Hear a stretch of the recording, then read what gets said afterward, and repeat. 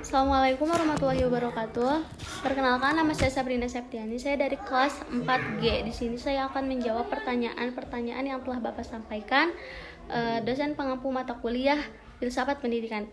Yang pertama, demokratisasi pendidikan dalam PAI ini bisa diwujudkan dengan memberikan kesempatan belajar yang aktif, terbuka, dan juga pembelajaran yang adil dan serta menghargai perbedaan. Nah, tapi di era digital ini tantangan itu adalah soal akses teknologi, informasi yang kurang benar, lalu kurangnya interaksi sosial, dan kesiapan guru dalam hal teknologi. Nah, jadi kalau mau pendidikan agama yang demokratis itu dan cocok nih misalnya di zaman sekarang, nah dari pihak gurunya juga, sekolah, pihak guru, sekolah, orang tua itu harus kerjasama dan saling mendukung, terutama dari pemerintahnya juga. Ini ada pada jurnal Irna Prasetyo tahun 2025 yang berjudul Tantangan dan Solusi dalam Pembelajaran PAI di Era Digital. Ada pada jurnal Kajian Islam dan Sosial Keagamaan pada halaman 616 dan 622.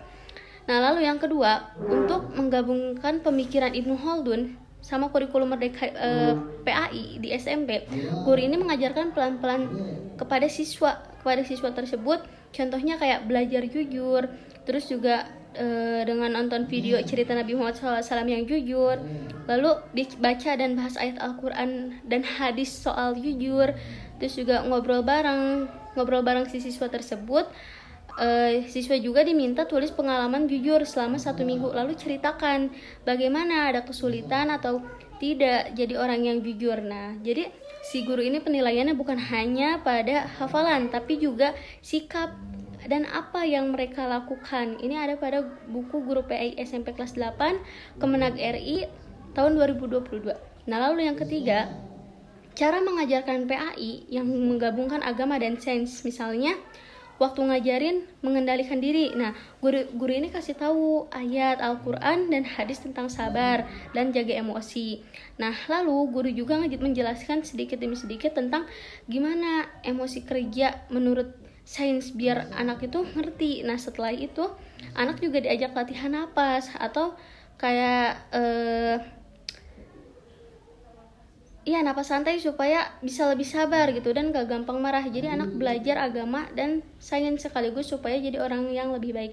Ini ada pada jurnal Sari dan Rahmawati pada tahun 2021 halaman 88 hingga 90, Kemendikbud di tahun 2021 halaman 20 hingga 22. Lalu yang keempat, Kiai Haji Hasyim Asy'ari ini bilang ataupun mengungkapkan bahwasannya beliau ini punya sikap baik dan rendah hati ke guru itu penting. Nah, kenapa? Karena siswa itu jadi orang baik dan hormat sama guru. Kalau misalnya guru saling hormat, masalah guru itu nggak jadi contoh yang baik, bisa berkurang.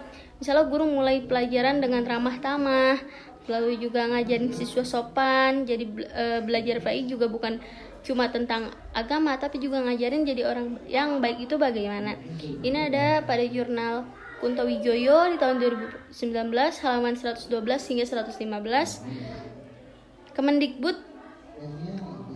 Lalu yang kelima, Ahmad Hasan ini kan pendiri Persis. Nah, beliau ini juga mengungkapkan pentingnya ngajarin Islam yang asli dan Al-Quran hadis supaya dari Al-Quran hadis ini supaya apa? Supaya kita ini gak salah paham. Nah, kalau dipakai di pelajaran PAI sekarang itu lebih ke cara konservatif. Artinya beliau ini pengen tetap pegang ajaran lama tanpa banyak berubah. Nah, tapi ini bagus supaya si siswa ini ngerti agama dengan benar. Jadi walau konservatif, pemikiran Ahmad Hasan ini penting buat jaga pelajaran tetap jelas dan benar. Ini ada pada jurnal Hasan dan Ahmad di tahun 2020 halaman 35 hingga 37, Kemendikbud.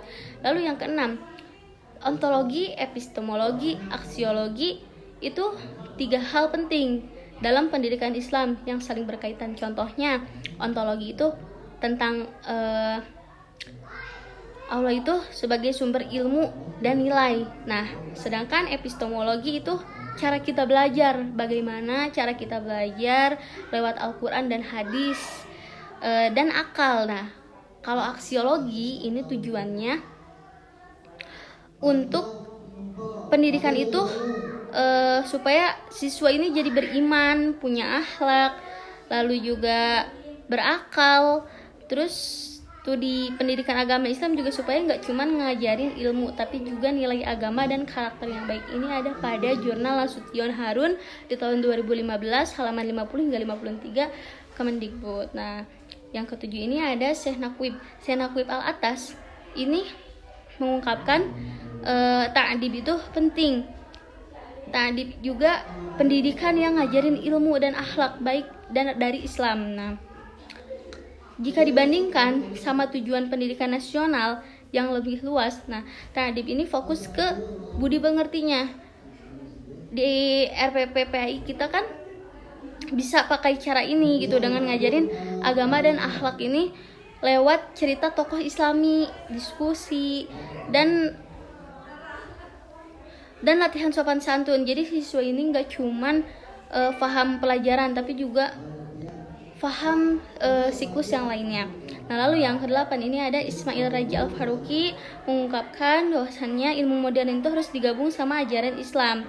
Agar apa? Agar lengkap. Contohnya guru PAI dan guru ekonomi bisa ngajarin ekonomi Islam. Nah, guru PAI ini menjelaskan zakat, sedekah, dan larangan riba dari Al-Quran. Nah, sedangkan kalau guru ekonomi ini mengajarkan ngatur uang dan bisnis, lalu juga siswa diajak ngobrol gimana pakai ekonomi Islam supaya jujur dan adil, dan siswa ini belajar juga agama dan ekonomi bareng agar siswa tersebut juga tidak merasakan monoton ataupun peristiwa yang membosankan.